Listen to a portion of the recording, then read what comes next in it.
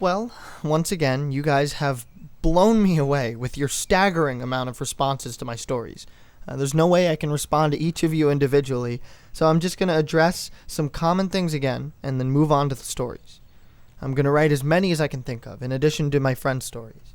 I probably will not update again until I get a chance to answer some questions that I myself have for my superiors. Alright, so the common questions I found you all had. I'm not comfortable talking about where I exactly work, unfortunately. In all reality, some of the things I've mentioned here could get me in a lot of trouble or fired. So it's best if I just don't discuss too much. I will say that I'm in the United States, and in an area that is comprised of a great deal of wilderness.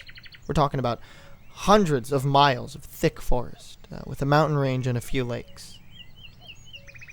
There is still a great amount of interest in the stairs, and luckily for you guys, my friend has a story that I think you'll all be very interested in. I'll go into that more at the end of this update. As for whether or not I have ever thought of asking my superiors about them, I have, but again, I don't want to risk my job. However, one of my former superiors no longer works as an SAR officer, and it's possible that he may be willing to talk to me about it. I'll be speaking to him later in the week, and I will let you all know what comes of that. As far as advice on becoming an SAR officer goes, I think the best advice I can give you is to contact your local Forest Service office and see if they offer training courses or what the qualifications are. I've been doing this for years, and I started out as a volunteer helping on SAR operations. It's a great job, despite the occasional tragic situations, and I wouldn't want to do anything else. Alright, let's move on to the stories. The first happened on a case that I went out on right after I got out of training. I was still pretty new to everything. Before I took this job, I was a volunteer, so I had a basic idea of what to expect. But on those calls, you're mostly dealing with finding lost people after vets have found signs of them. As an SAR officer, you go out for all kinds of cases, from animal bites to heart attacks. This case got called in early in the morning from a young couple who were up on one of the trails that goes by the lake. The husband was completely hysterical. We couldn't really figure out what was going on. We could hear the woman screaming in the background. He was begging us to come up there right away. When we get there, we see him holding his wife. She's got something in her arms. She's screaming these awful, almost animal-like screams, and he's sobbing. He sees us, and he screams at us to help them, to please get an ambulance up there. Obviously, we can't just drive an ambulance up the walking path, so we ask him if his wife needs help, or if she can walk on her own. He's still hysterical, but he manages to tell us that it's not his wife that needs help. I go over while one of the vets tries to calm him down. I ask the wife what's going on. She's rocking, holding something, just shrieking over and over. And I crouch down and see that whatever she's holding is covering her with blood. That's when I notice the sling on her front, and my heart sinks. I just go to tell me what's going on. I sort of pry her arms gently open so I can see what she's holding. It's her baby, obviously dead. His head is caved in on one side. He's covered with scratches. Now, I've seen dead bodies before, don't get me wrong, but something about this whole situation hits me hard. I have to take a second to compose myself, and I get up and get one of the vets who were standing by. I tell him it's a dead kid. He sort of pats my shoulder and tells me he'll deal with it. It took us over an hour to get this woman to let us see her kid.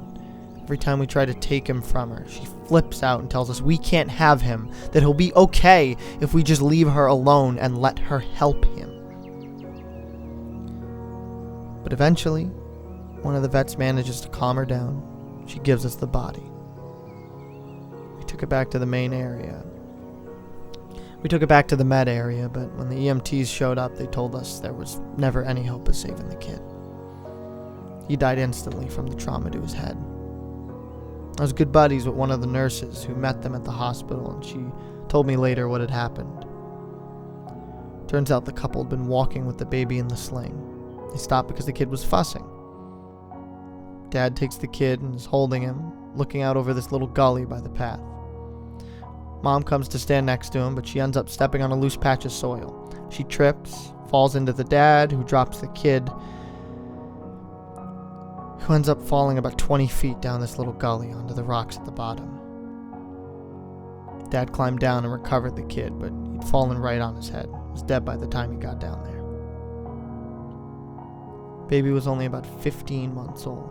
It's a total freak accident, a series of events that coalesced into the worst possible outcome. They're probably, definitely, one of the more awful calls I've been on. I haven't seen a lot of animal bites in my time as an SAR officer, but mostly because there aren't that many animals that come around the area. While there are bears in the area, they tend to stay pretty far away from people, and sightings are highly unusual. Most of the animals you'll see are small ones, like coyotes, raccoons, or skunks.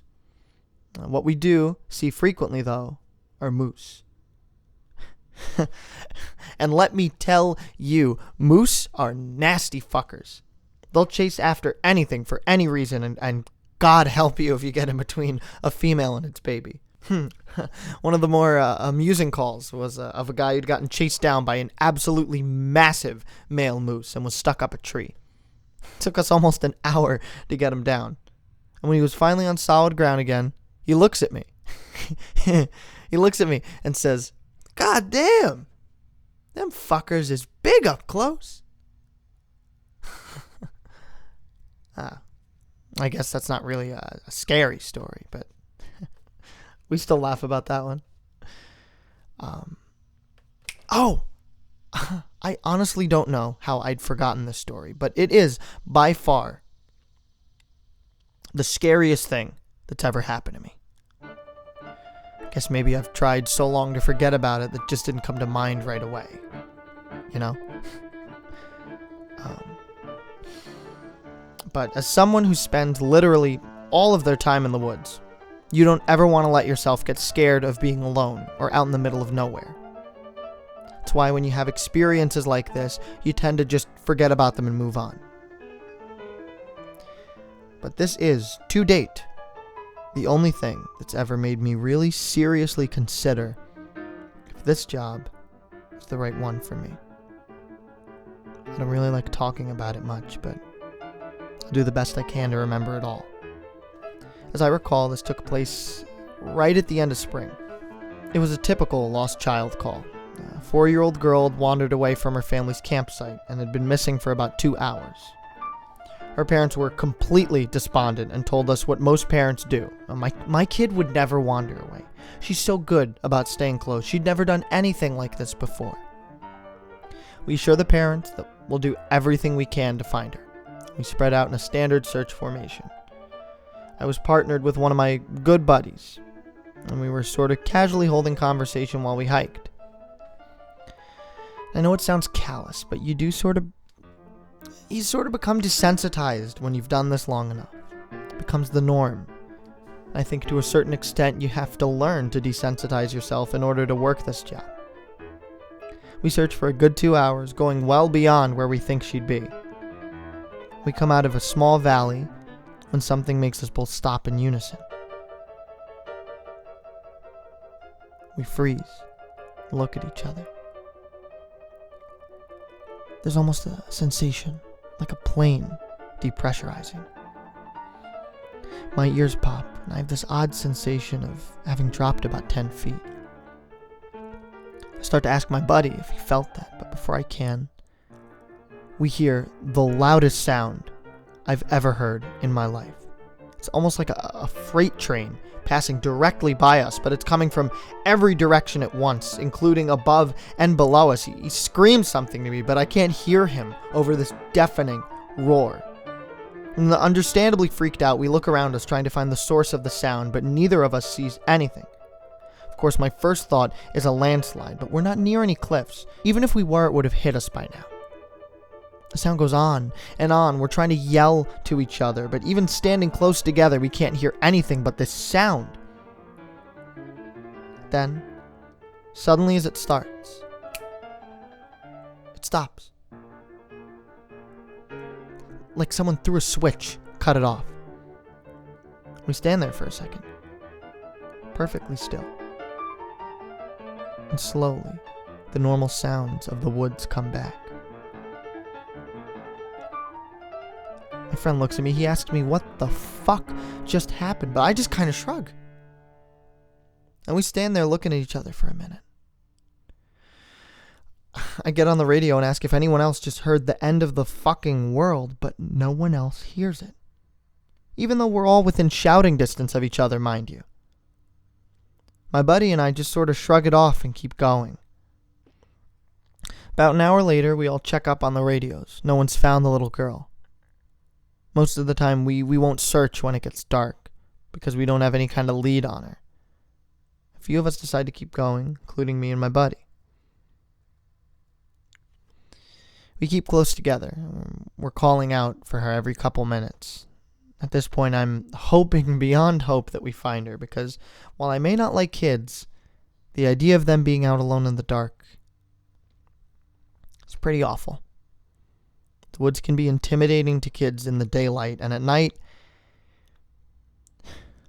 well, it's a whole different beast.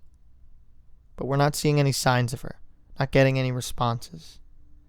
And at around midnight, we decide to turn around and head back to the rendezvous point. We're about halfway back when my buddy stops and shines his light to the right of us, into a really thick deadfall, or a group of dead trees. I asked him if he's heard a response, but he just told me to be quiet. Be quiet a second and listen. I do. And in the distance,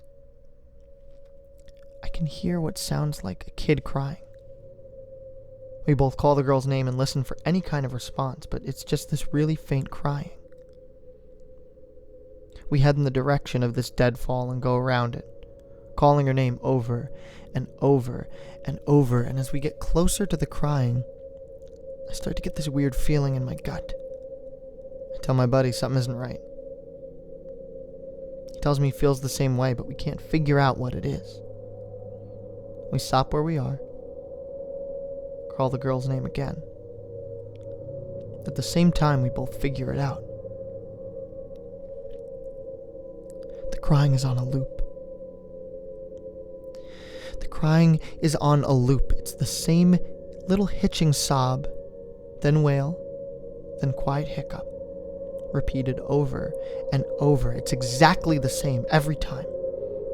Without saying another word, we both take off running. It's the only time I've ever lost my composure like that, but something about it was so incredibly wrong that neither of us wanted to stay out there anymore. When we get back to the rendezvous, we asked if anyone else had heard anything strange, but no one else knew what we were talking about. And I know, it sounds sort of anticlimactic, but that call fucked me up for a long time. As for the little girl, we never found a trace of her. And we keep an eye out for her, and all the other people who we've never found, but frankly, I doubt we'll ever find anything. Of the missing persons calls I've gone out on, only a handful have ever resulted in a complete disappearance, meaning no trace of the person and nobody ever found. But sometimes, finding a body just leads to more questions than answers. Here are some of the bodies we've found that have become infamous in our team. A teenage boy whose remains were recovered almost a year after he vanished. We found the top of his skull, 2 finger bones, and his camera, almost 40 miles from where he was last seen. The camera, sadly, was destroyed. The pelvis of an older man who had vanished a month earlier. That was all we found. The lower jaw and right foot of a 2-year-old boy on the highest peak of a ridge in the southern part of the park. The body of a 10-year-old girl with Down syndrome, almost 20 miles from where she'd vanished. She died of exposure 3 weeks after going missing, and all of her clothes were intact except for her shoes and jacket. There were berries and cooked meat in her stomach when they did the autopsy. The coroner said it appeared as if someone had been taking care of her. There were no suspects ever identified. The frozen body of a 1-year-old baby found a week after vanishing in the hollow trunk of a tree 10 miles from the area he was seen last. There was fresh milk found in his stomach, but his tongue was gone. A single vertebra and right kneecap of a 3-year-old girl, found in the snow almost 20 miles from the campground her family had been at the previous summer. Now, onto a couple stories my friend told me. I mentioned to you that you were all interested in the stairs, and you're in luck. He's had a closer encounter with them. Though he doesn't have any explanation for them, he does have a bit more experience with them than I do. So my buddy's been an SIR officer for about 7 years. He started when he was a junior in college, and he had a very similar experience when he first encountered the stairs. His trainer told him almost the same thing mine did, which was never go near, touch, or ascend them. And for the first year, he did just that. But apparently, his curiosity got the better of him. And on one call, he broke away from the line and went to go check a set of them out. He said they were about 10 miles from the path where a teenage girl had vanished. The dogs were following a scent. He was on his own, lagging behind the main group, when he saw a set of stairs to his left. They looked like they were from a new house, because the carpeting was pristine and white. He said that as he got closer, he didn't feel any different, or hear any weird noises. He was expecting something to happen, like bleeding from his ears or collapsing, but he got right up next to them and didn't feel anything. The only thing, he said, that was odd was that there was absolutely no debris on the steps. No dirt, no leaves or dust, nothing. And there didn't appear to be any signs of animal or insect activity in the immediate area, which he also found strange. It was less like things were avoiding them, and more like they just happened to be in a relatively barren part of the forest. He touched the stairs and didn't feel anything except that sort of sticky feeling you get from new carpet. Making sure his radio was on, he slowly climbed the stairs. He said it was terrifying because of the way they'd been stigmatized. He wasn't really sure what was going to happen to him. He joked that half of him expected to be teleported to some other dimension and the other half was watching for a UFO to come swooping down. But he got to the top with little event and stood there looking around. But he said the longer he stood on the top step, the more he felt like he was doing something very, very wrong. He described it as the feeling you'd get if you were in a part of a government building you have no business being in. As if someone was going to come and arrest you or shoot you in the back of the head at any second. He tried to brush it off, but the feeling got stronger and stronger, and that's when he realized he couldn't hear anything anymore. The sounds of the forest were gone. He couldn't hear his own breathing. It was like some kind of weird, awful tinnitus, but more oppressive. He climbed back down and rejoined the search, and didn't mention what he'd done. But he said the weirdest part came after. His trainer was waiting back at the welcome center after the search ended for the day, and he cornered my buddy before he could leave. He said his trainer had this look of intense anger, and he asked what was wrong. "You went up them, didn't you?" My buddy said it wasn't phrased as a question. He asked how his trainer knew. His trainer just shook his head. "Because we didn't find her. The dogs lost her scent." My buddy asked what that had to do with anything. The trainer asked how long he'd been on the stairs. My buddy said no more than a minute. The trainer gave him this really awful, almost dead-eyed look. Told him that if he ever went up another set of stairs again, he'd be fired. Immediately. The trainer walked away, and I guess he's never answered any of the questions my buddy has asked him about since. My buddy has been involved in a lot of missing persons cases where there's never been a trace of them found. I mentioned David Politis, and my buddy said that he can confirm that those stories are, for the most part, accurate.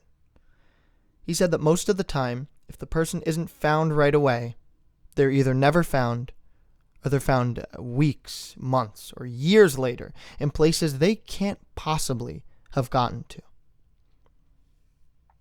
One story he told me really stood out in that it involved a 5-year-old boy with severe mental disability. The little boy vanished from a picnic area in late fall. In addition to the mental disability, he was also physically handicapped, and his parents explained over and over that he simply could not have vanished. It was impossible. Someone had to have taken him. My buddy said they searched for this kid for weeks, going miles out of the accepted range. But it was like he'd never been there. Dogs couldn't pick up his scent anywhere, not even in the picnic area where he'd apparently vanished from. Suspicion fell on the parents, but it was pretty clear that they were devastated and hadn't done anything sinister to their kid. The search was concluded about a month later. My buddy said everyone had pretty much forgotten about it by later in the winter. He was out on a training op in the snow on one of the higher peaks when he came across something in the snow. He said he saw it from far away first. But when he got closer, he realized it was a shirt, frozen and sticking partway out of the powder. He recognized it as belonging to the kid because it had a distinctive pattern. About 20 yards away, he found the kid's body, laying partially buried in the snow. My buddy said there was no way this kid could have been dead for any more than a few days, even though he'd been missing for almost 3 months. The kid was curled around something. My buddy brushed off the snow to see what it was. He almost couldn't believe what he was seeing. It was a big chunk of ice that had been carved crudely to sort of look like a person. The kid was holding it so tight it had frostbitten his chest and hands, which my buddy could tell even with the decay that had taken place. He radioed the rest of his crew and they took the body off the mountain. Now, he recapped all of this for me, and to put it simply, there was no way this kid could have both survived for almost 3 months on his own, or have gotten to this peak. I mean, there was no physical way this child could have walked almost 50 miles and ended up at the top of a goddamn mountain. To top it off, there was nothing in this kid's stomach or colon. Nothing, not even water. It was like my buddy said. The kid had been taken off the face of the earth, put in suspended animation, and dropped on this mountain months later, only to die of exposure. He's never really gotten over that one. The last story I'll share from him was one that took place relatively recently, only a few months ago. They were doing recon for mountain lions because there had been several reports of sightings in the last couple of days. One of our jobs is to scout the areas where these animals are seen to ensure that if they are in the area, we can warn people and close off the trails. He was out on his own in a very heavily forested part of the park toward dusk when he heard what sounded like a woman screaming in the distance. He was out on his own in a very heavily forested area of the park toward dusk when he heard what sounded like a woman screaming in the distance. Now, as most of you know, when a mountain lion screams, it sounds almost exactly like a woman being brutally murdered.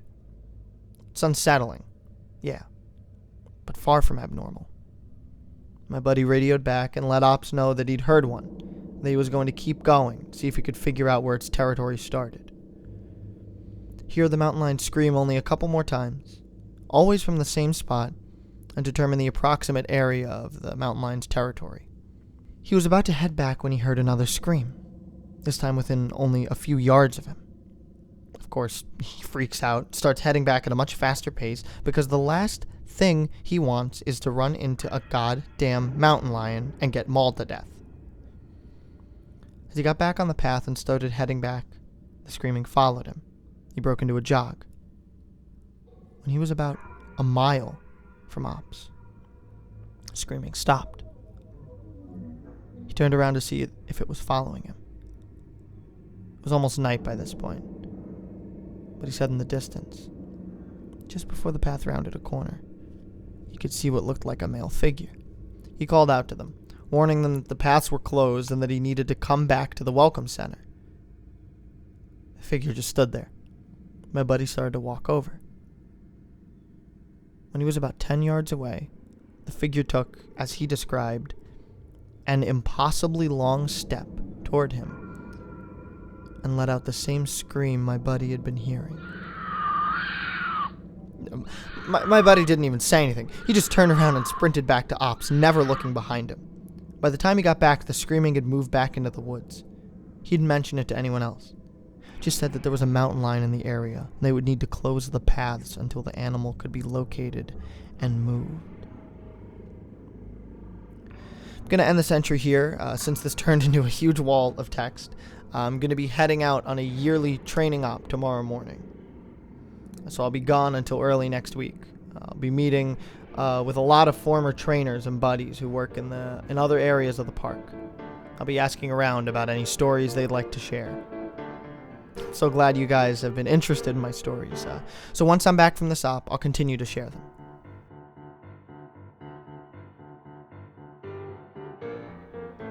Hey guys, back from my training op, and I have a lot of really interesting stories to share with you.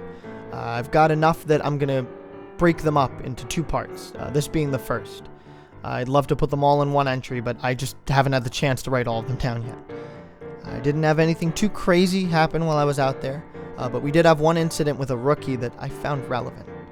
Since I'm sure you guys have been waiting for these, I'll just get right into the stories. I'll assign each batch of stories to the person who told me them. Katie is a vet who's been an SAR officer for about 15 years. She specializes in high elevation mountain rescues and is widely considered one of the best in her field. She was one of the more enthusiastic storytellers, and since we were together a fair amount during exercises, she ended up telling me about 4 that really stuck with me. The first she told me in response to my asking about her most traumatic calls. She shook her head and told me that really bad calls happen more frequently on the mountain, since the potential for nasty accidents is higher.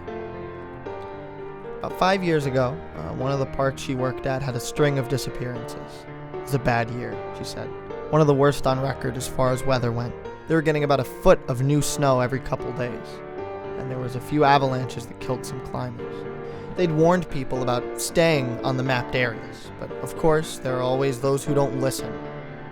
In one particularly nasty case, an entire family got wiped out because the father decided he knew better than the officials. He took them out into an area that wasn't safe. They were snowshoeing, and as best as Katie could figure, they'd walked onto a shelf of snow that looked solid, but actually wasn't.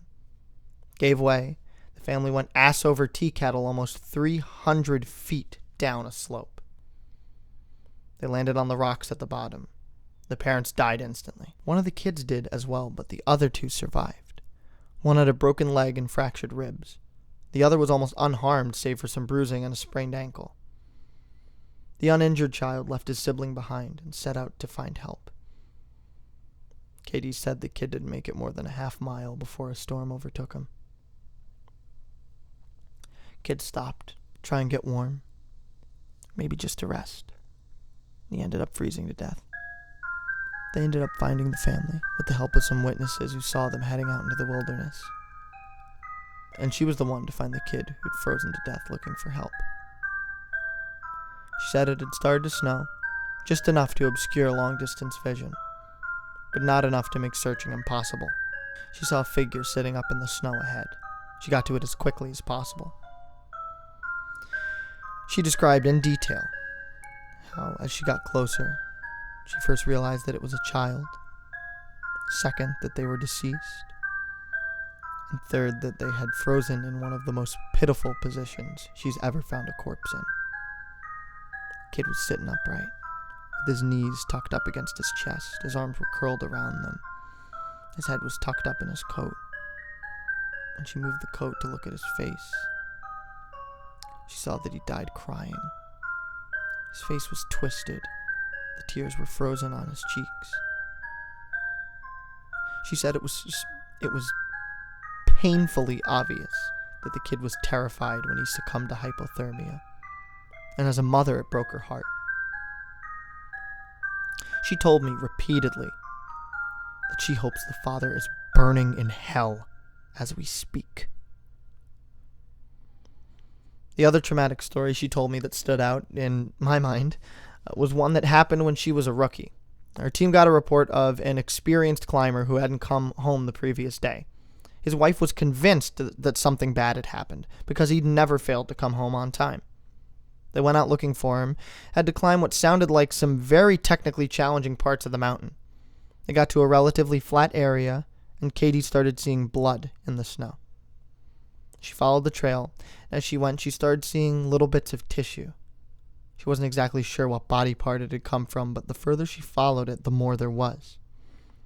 She followed this blood and tissue trail to a sheltered area under a cliff face. She finds the climber. She said there was so much blood, more than she'd ever seen before. He was lying face down, one arm stretched out in front of him, as if he died crawling. She looks closer. She sees that he's been partially disemboweled, which is where the tissue she'd seen it come from. Guy's an ice pick, tucked into a hip holster. It's covered in blood. Of course, they'll never be exactly sure of what happened, but she said as best as she can figure, this is what went down. The guy had been attempting to climb up to the next area, had been using his ice axe to ascend. He'd probably hit a loose patch and he'd fallen.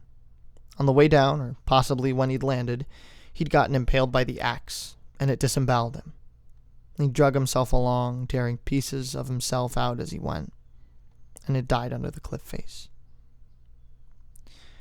She isn't terribly bothered by gore, but I guess a few of the guys who came to help her remove the body threw up when they turned him over and a good portion of his intestines spilled out. I mentioned to her that I was interested in hearing about any experiences she had with people completely disappearing. Her eyes lit up. She leaned in close to me. You want to hear a real doozy? She tells me about how, when she first started, there was a case that got a lot of attention in the media. A family had been out berry picking in an area of the forest very close to the entrance of the park. They had 2 little boys, both under the age of 5, and at some point during the day, one of them vanishes. There's an absolutely massive search, and they find absolutely nothing. It's another one of those cases where it's like the kid was never even there in the first place. Dogs just sit down and don't pick up on anything. No trace of the kid is ever found. Search goes on for about 2 months, but is eventually called off. Fast forward to 6 months later. The family comes back to place flowers at a memorial that's been set up there for the kid. They bring their other son. While they're placing the flowers, they lose sight of the kid for about 3 seconds, and in that span of time, he vanishes into thin air. Now, obviously, the parents are beyond devastated. It's awful enough to lose 1 child, but to lose 2. To lose 2 is beyond imagining.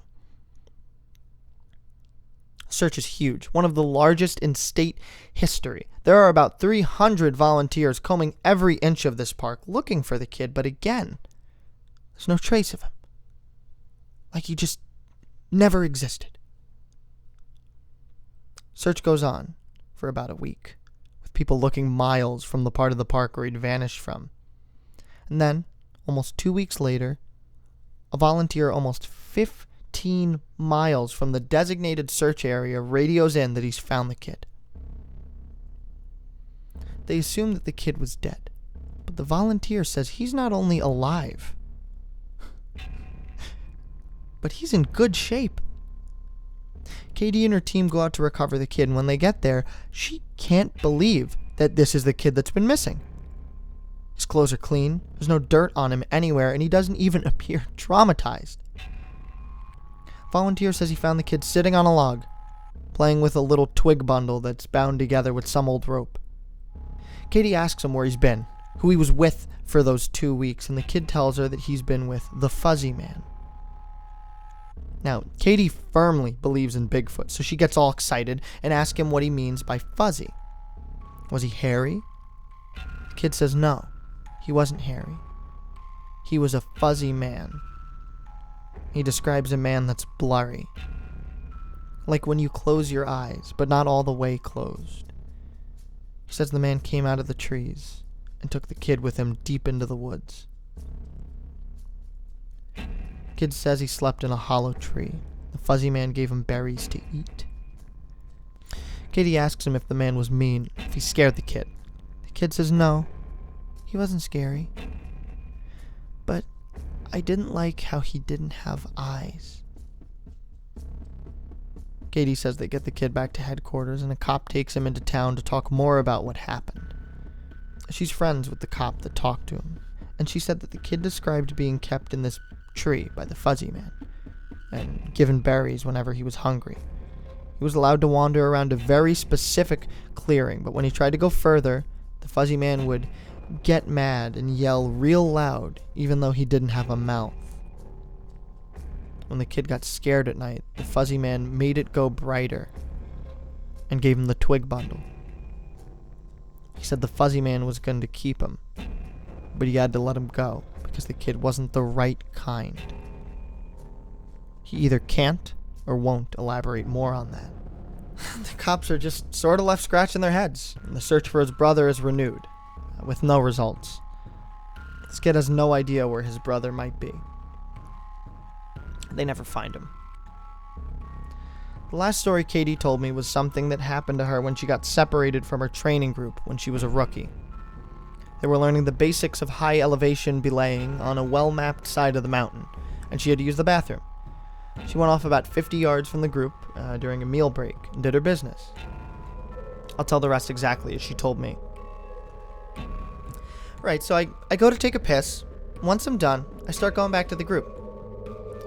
But I've only gotten about 5 feet when I realize that I have no idea where I am. And this wasn't I got turned around lost. I mean, I had literally no fucking clue where I was. If you'd asked me, I don't even think I'd be able to tell you what state we were in.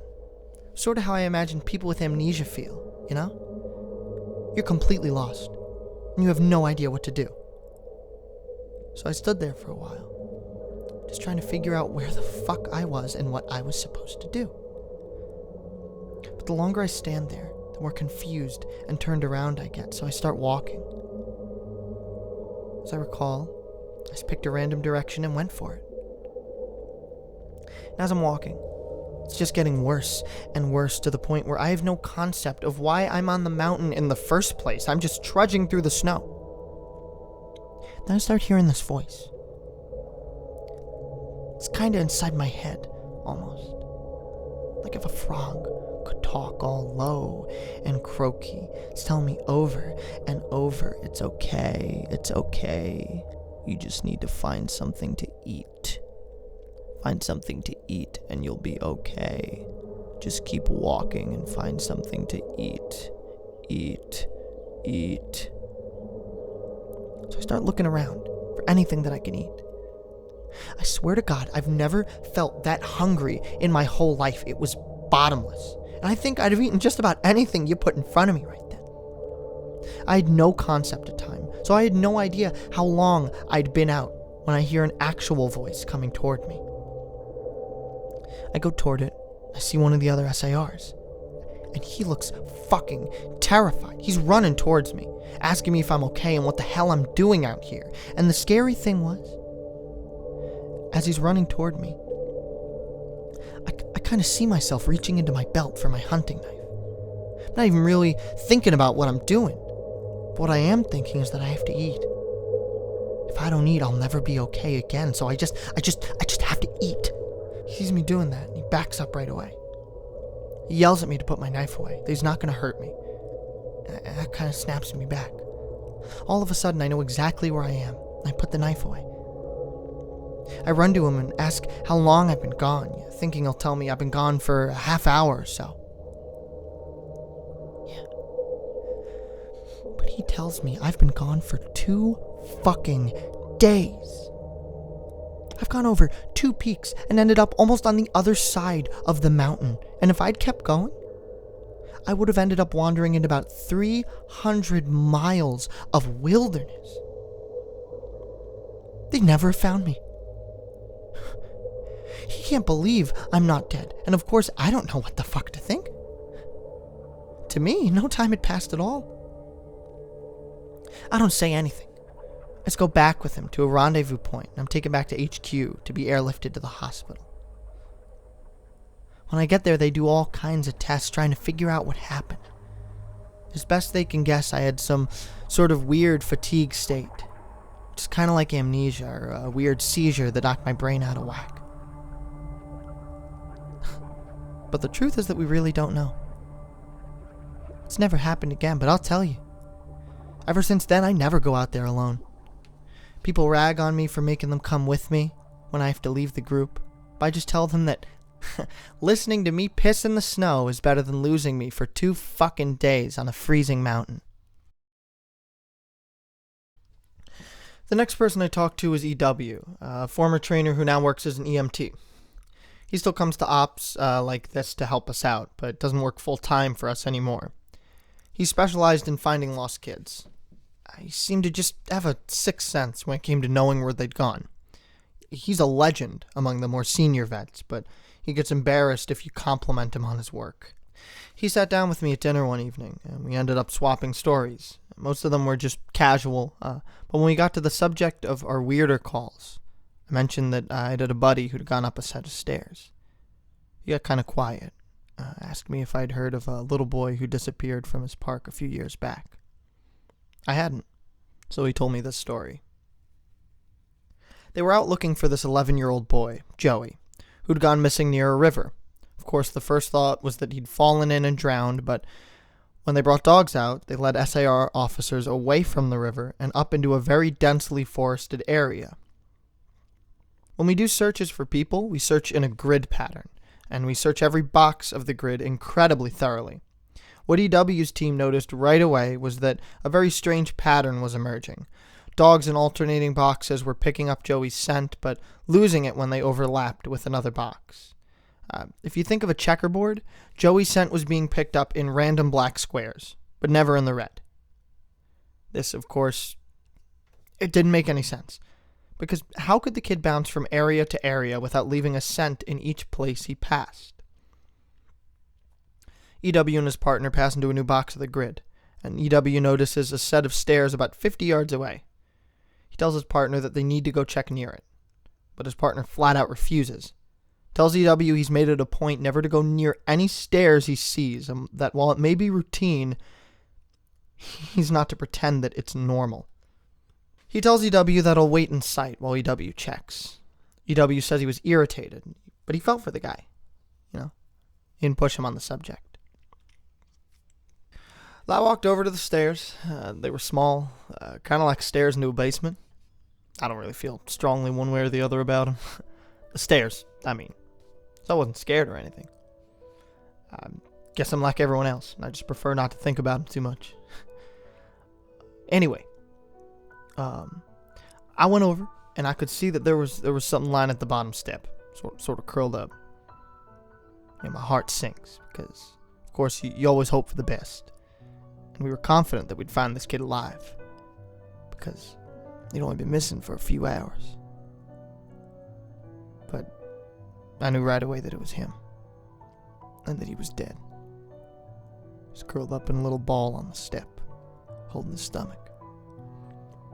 Looked like he'd been in horrible pain when he died, but I hadn't seen any blood, except some on his lips and chin.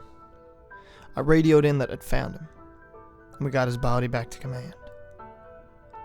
That poor family, they were devastated. Parents couldn't understand how he'd be dead because he'd only been gone for such a short amount of time, and on top of that, we didn't have any obvious cause of death, which just made it worse. Yeah, I figured he'd probably eaten something poisonous since he was holding his stomach when I found him, but I'd want to guess. It's hard enough to hear the kid's dead, let alone have some stupid SAR guy guessing about what happened. They took him away, and I went home and tried not to think about it. I hate finding dead kids, man. I loved this job, but it's one of the reasons I left. I've got 2 daughters, and the thought of losing them that way just... It just... He choked up a little here. Yeah, I'm not great with emotional stuff like that. It's always sort of awkward to see a grown man cry, so I don't really know what to do. Well, he pulled himself together eventually, though. He kept going. We don't always hear back from the coroners about cause of death. It's not really our job to know, I guess. Sometimes if they think it's foul play, they won't tell us because of legal bullshit. But I got a friend who works for the sheriff's department, who usually pass along any interest in info if I ask. This case, though, I actually got a call from him about a week later. He asks if I remember the kid, and of course I do. He says some seriously weird shit is going on. He tells me, EW, man, you're gonna think I'm crazy. But the coroner has no idea what happened to this kid. He's never seen anything like it. My friend goes on to tell me that when the coroner opened the kid up, he couldn't believe what he was seeing. The kid's organs were like Swiss cheese. Quarter-sized holes were punched clean through just about every single organ the kid had aside from his heart and lungs. But his colon, his stomach, his kidneys, even one of his testicles were full of these clean holes. My friend said the coroner described it as if someone had taken a hole punch and punched holes out of everything. They were so neat. But the kid didn't have a scratch on him, no entry or exit wounds. The closest anyone there had ever seen like it was a guy who'd filled himself full of buckshot a year or so back while cleaning his rifle. No one had a clue what possibly could have caused it. My friend asked me if I'd ever heard anything like it or if we'd had similar cases in the past, but I'd never even heard of something like that, and I told him I wasn't going to be able to help him. As far as I know, the coroner determined the cause of death as something like massive internal bleeding, but no one knows what really happened. I've never been able to forget about that kid. I have nightmares about it sometimes. I don't let my kids go into the woods alone. When we go together, I never let them out of my sight. I used to love it out here. I really did. I used to love it out here, but that case, a couple others, just sort of ruined it for me. And dinner was over. So we started to clean up and go back to our cabins. And before we went our separate ways, he put his hand on my shoulder and looked at me really close. Tells me that there are bad things out here. Things that don't care if we have families or lives, or that we can think and feel. Tells me to be careful. He walks away. I didn't get a chance to talk with him again, but that story really stuck with me. By pure coincidence, I got to talk to another vet, PB, who's been in the SAR field for years. We partnered on a grid sweep during a training exercise, and we were chatting casually about how we liked the job, what kind of things we'd seen, the like. At one point, we passed an old set of stairs. Though these were probably from an old fire lookout, given the area that we were in, I sort of casually mentioned that I was curious about the stairs. I wish I knew more about them. He got kind of quiet. Looked like he wanted to tell me something, but wasn't sure if he should. Finally, he told me, "Turn your radio off." Obviously, this is something we are never, ever supposed to do, but I did it. And he did the same. About 7 years ago, he tells me he was out on a call with a rookie. They were in an area of the park that's had a lot of strange reports and events, disappearances, story about lights in the forest, odd noises, things like that. The rookie was totally spooked. Kept going on about things in the woods. According to PB, the guy wouldn't stop talking about the Goat Man. Just go on and on. Goat Man this and Goat Man that. And finally I told him that there was plenty else to be afraid of out here that was very real. And that he'd better get over this thing with the fucking Goat Man. The rookie wanted to know what kind of things I was talking about. I told him to shut up and walk. I crested a little ridge. There was a staircase about 10 yards out. Rookie stops dead in his tracks and just stands there looking at them. I tell him, see? That's something you should be afraid of. Rookie asks me what the hell these are doing out here, and for some reason I just open up and tell him the truth. Or what I've been told is the truth. I could have gotten in a lot of trouble for doing what I did, and I could get in a lot of trouble for repeating it to you. But you're a nice kid. I want you to stop looking into this. Quit while you're ahead. You know. So I'll tell you what I know. Under the condition that you never breathe a word of this to the Supes. I told him I wouldn't say a word. Double checks our radios are off. When I first started out, we were a little less tight-lipped about them. And the other things that happen out here. We warned people before they were even hired that there was weird shit going on. I guess the Forest Service was tired of having such a massive turnover rate, and they wanted people to know what they were getting into. So they started having people sign these agreements that they wouldn't go to the media about what they were going to see. The FS didn't want to scare people away, so the last thing they needed were spooked rookies running off to the media with stories of ghosts and haunted stairs. But eventually, they found that the agreements weren't necessary. People not only didn't want to talk about what they saw, they wouldn't. A few times, media tried to talk to people when kids or hikers would disappear, and no one would say a word. I can't really explain it. I guess we just don't really want to admit anything is wrong. This is our job, to be out in the woods every single day. We don't need to be spooked, and the best way to avoid that is to pretend like everything's okay. So I'll tell you everything I can think of. And after that, I'm done talking about it for good. I expect you not to bring it up around me ever. The stairs have been out here as long as the parks have existed. We have records going back decades describing them. Some people go up them, nothing happens. Other times... Look, I really don't like talking about this, but sometimes really bad shit happens. I saw one guy get his hand sliced clean off when he got to the top step. He reached out to touch a tree branch, and it happened so fast. 1 second, his hand was there, and the next it was gone. Completely clean wound. We didn't find his hand. The guy almost died. Another time, a woman touched one of the stairs. A blood vessel in her brain exploded, literally exploded, like a water balloon. She sort of stumbled down and came over to me. All she got out was, "I think something's wrong with me." She dropped like a sack of flour, dead before she hit the ground. I'll never forget the way that the blood leaked into the inside of her eye. Before she died, I watched it turn red.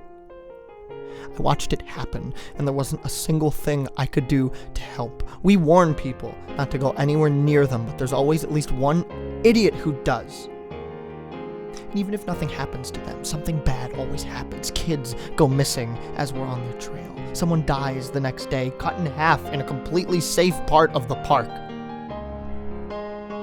Kid, I don't know why, but something bad always happens. I don't know exactly why they're out here, but it doesn't matter. They're here. They are here, and if we're smart, we tell our new officers exactly what they're capable of. We were both quiet for a while.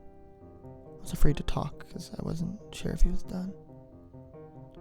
It looked like he wanted to say something else. He finally spoke up again. Have you ever noticed a can't find the same ones twice?" I nodded, expecting him to continue. But he just stayed quiet, walking alongside me, and eventually he started a story about the biggest deer he'd ever seen in the park.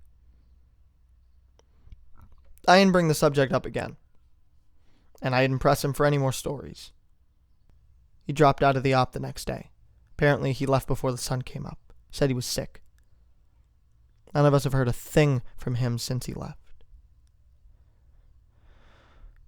Well, I am going to stop here for the time being. I'll try to post the next part in the coming days, but what with it being the end of summer, things are pretty busy here.